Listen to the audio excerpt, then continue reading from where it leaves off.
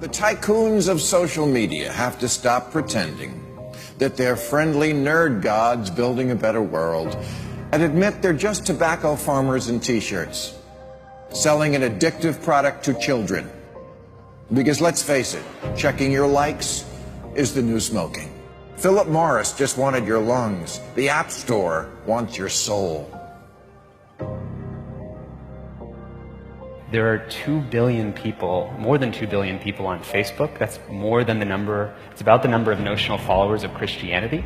People check their phones 150 times a day, the millennial sort of audience. And so if you think about it, from the moment you wake up, it's like you're jacked in to this environment. And thoughts start streaming into your head, designed by a few technology companies. What we find is the typical person checks their phone every 15 minutes or less, and half of the time they check their phone, there's no alert, no notification. It's coming from inside their head telling them, gee, I haven't checked in Facebook in a while. I haven't checked on this Twitter feed for a while. I wonder if somebody commented on my Instagram post. That then generates cortisol, and it starts to make you anxious, and eventually your goal is to get rid of that anxiety, so you check in. And apparently we feel stressed when we can't get our phone or when our battery is about to die. You probably know this feeling. And a research done in Australia among 3,000 people under the age of 30 found that 9 out of every 10 admit to feel this anxiety while having his battery dying. Steve Jobs revolutionized the entire world with the iPhone, and he never let his children use it because he did not want them dependent on technology.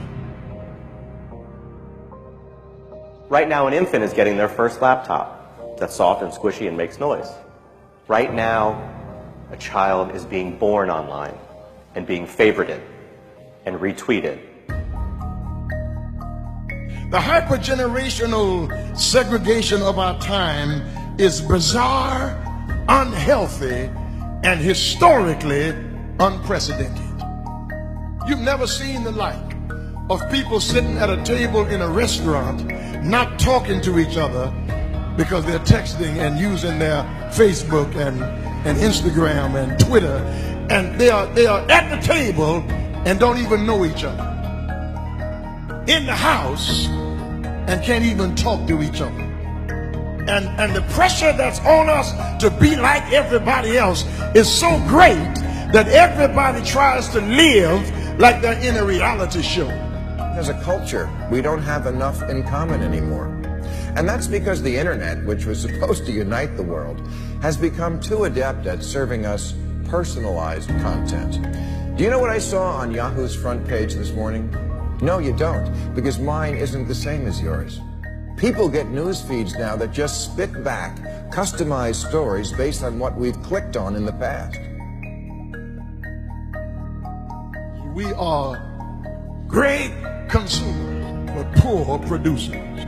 We will buy what we can't afford with money that we don't have to impress people we don't even know, trying to be like everybody else. Get off of Facebook and put your face in a book.